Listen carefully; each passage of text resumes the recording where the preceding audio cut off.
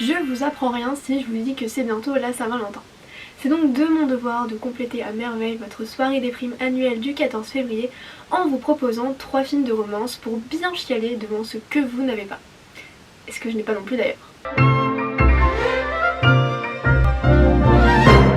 Bonjour et bienvenue dans Ciné Reviews, les recommandations cinématographiques confectionnées par mes soins. Cette semaine, on parle de Eternal Sunshine of the Spotless Mind, Submarine et la trilogie Before, 3 de mes romances préférées. Et on commence sans plus attendre avec sûrement mon préféré de la liste, j'ai nommé Eternal Sunshine of the Spotless Mind. Vous vous êtes jamais demandé s'il existait un film où The Mask, Rose, Marie-Antoinette, Hulk et Frodon avaient joué ensemble? Non? Bah il existe quand même, et croyez-moi, c'est de la frappe. Eternal Sunshine, sorti en 2004, est un long métrage réalisé par ce mec, Michel Gondry. Un réal français connu pour avoir fait des films assez farfelus et des clips vidéo pour Björk, Daft Punk, Kanye West, Radiohead, The Rolling Stones, Paul McCartney. Et je vous promets, la liste est encore très longue. Il est également écrit par Charlie Kaufman, un scénariste dont vous n'avez peut-être jamais entendu parler, mais qui est pas mal famous à Hollywood pour avoir fait ça, ça ou encore ça. Et pour les avoir tous vus, je vous promets que ce type est vraiment spécial. En conclusion, un duo de mecs aussi extravagant, ça donne un putain de chef-d'œuvre.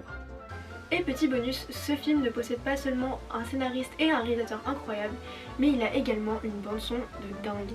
Grâce à ce mec, totalement inconnu, Jon Brion, qui a fait en fait pas mal de trucs. Il a écrit des chansons pour Fiona Apple, Kanye West, Mac Miller ou encore Elliott Smith, juste mon chanteur préféré, mais est aussi le compositeur de films comme Magnolia, Punch Drunk Love, Cinedoc New York et Lady Bird.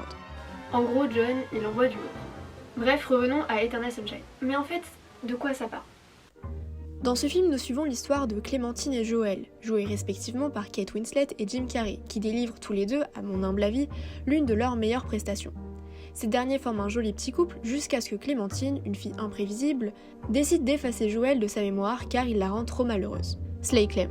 On suit donc Joël, cette grosse victime, qui choisit à son tour d'oublier Clémentine, à travers ses souvenirs lors de sa nuit de lavage de cervelle, si on peut appeler ça comme ça. Ce que j'aime dans ce film, c'est qu'il n'est pas linéaire. Tout n'est que fragment, et c'est seulement à la fin, une fois qu'on a toutes les pièces en main, que l'œuvre prend tout son sens. C'est un peu comme Fight Club ou Donnie Darko, c'est des films qu'il faut voir 2 fois pour les comprendre entièrement. Avec un casting, un scénario, une bande-son et un style visuel 5 étoiles, Eternal Sunshine of the Spotless Mind est pour moi, et pour beaucoup d'autres, l'une des romances les plus originales et touchantes de tout le cinéma. Car même si certains éléments relèvent du domaine de la science-fiction, les personnages sont bien réels. Ils ont des défauts et des problèmes comme nous, et n'hésitent pas à les régler lors du film. Et vous verrez tout au long des épisodes que c'est ma cam, les personnages imparfaits. Bref, Eternal Sunshine est un vrai chef-d'œuvre unique en son genre qui nous fait penser que Jim Carrey devrait faire moins de comédie et plus de drame. Après vous avoir parlé d'un film que certains de la classe ont déjà vu, je vais jouer ma carte de la cinéphile insupportable en vous présentant un film qui nous vient tout droit du cinéma anglais indépendant des années 2000, j'ai nommé Submarine.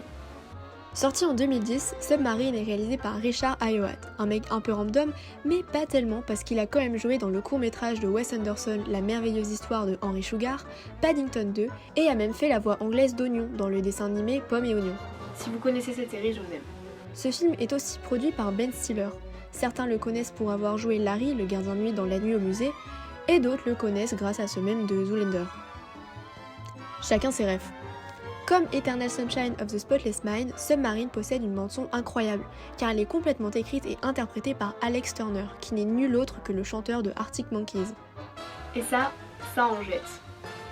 Mais du coup, Submarine, de quoi ça parle exactement ? Ce film raconte donc l'histoire de Oliver Tate, un ado de 15 ans un peu pick-me et cringe sur les bords qui écoute du Serge Gainsbourg, a eu une phase chapeau et souffre d'une maladie incurable, l'amour. En effet, il est amoureux de Jordana, une fille aussi chelou que lui qui aime brûler les poils des gens. Pourquoi ? De l'autre côté, la mère d'Oliver va voir un peu ailleurs. Bon, c'est-à-dire qu'elle traverse littéralement la rue pour flirter avec son voisin qui n'est rien d'autre qu'un gourou. Bon, ils sont tous bizarres dans ce film, mais je vous promets qu'il est bien. Oliver se fixe donc 2 objectifs, perdre sa virginité et faire en sorte que sa mère ne quitte pas son père. Si on m'avait dit que Submarine était l'un des premiers films de Wes Anderson, je serais même pas étonnée tellement les décors et les personnages sont Wes Andersoniens. Ouais, ce mot veut rien dire, mais vous m'avez compris. Bon, après ces résumés, je comprends que vous demandiez pourquoi je vous conseille un film avec un pick-me et une pyromane. Mais laissez-moi vous expliquer.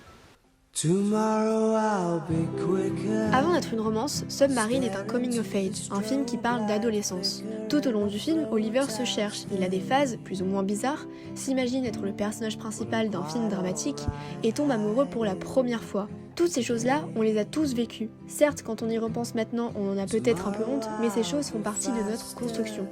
L'histoire d'amour entre Jordana et Oliver est innocente, maladroite et parfois embarrassante. Mais elle montre, encore une fois, la vraie vie et comment se passent réellement les choses. Et ça aussi, ça fait partie de leur construction. Bref, Submarine, c'est une romance coming of age, drame, comique, beaucoup trop sous-cotée à mon goût.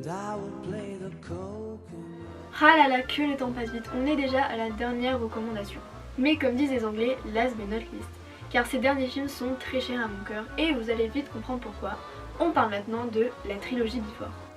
La trilogie Before est, comme son nom l'indique, une saga de 3 films qui sont Before Sunrise, sorti en 1995, Before Sunset, paru en 2004, et Before Midnight, datant de 2013.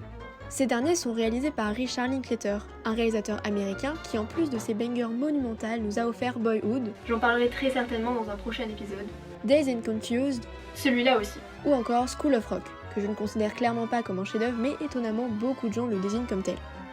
Petit disclaimer, pour ne pas divulgacher la fin du premier volet, je ne ferai pas le résumé des 3, mais seulement de Before Sunrise, le film initial.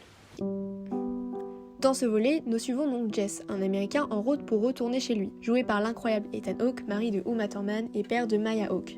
Juste un moment d'appréciation s'il vous plaît pour cette famille incroyable.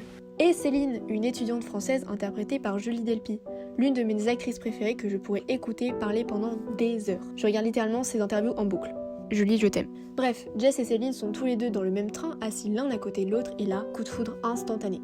Ils discutent pendant tout le trajet, et quand le train s'arrête à Vienne, Jess propose à Céline de passer la nuit dans les rues de la ville en sa compagnie, ce que, évidemment, Céline accepte. Ce que j'aime beaucoup dans ces films, et qui n'est pas commun, c'est qu'on ne nous impose pas de point de vue. L'histoire est objective et laisse au spectateur la liberté de se faire son propre opinion sur les personnages, sans être influencé. Et quand on y réfléchit, peu de films ont ce point de vue omniscient. Si on regarde juste les 2 derniers films que je vous ai conseillés, ils sont tous les deux du point de vue de l'homme. Une autre chose qui me fait aimer cette trilogie, c'est ce qu'a dit Ethan Hawke lors d'une interview. Before Sunrise est ce qui aurait pu être, Before Sunset est ce qui aurait dû être, et Before Midnight est ce qui est. Bon, la traduction est pas ouf, mais vous avez compris l'idée. À travers ces 3 films, nous observons Céline et Jess, qui ne sont au départ que de jeunes adultes, évoluer, faire des expériences et s'enrichir, être blessés et usés par la vie.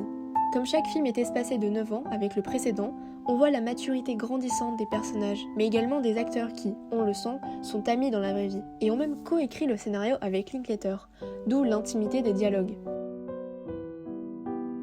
Bref, la trilogie Before, c'est 3 œuvres qui te font rêver de l'amour parfait, et en même temps te font terriblement chialer parce que même dans ces films, ça existe pas.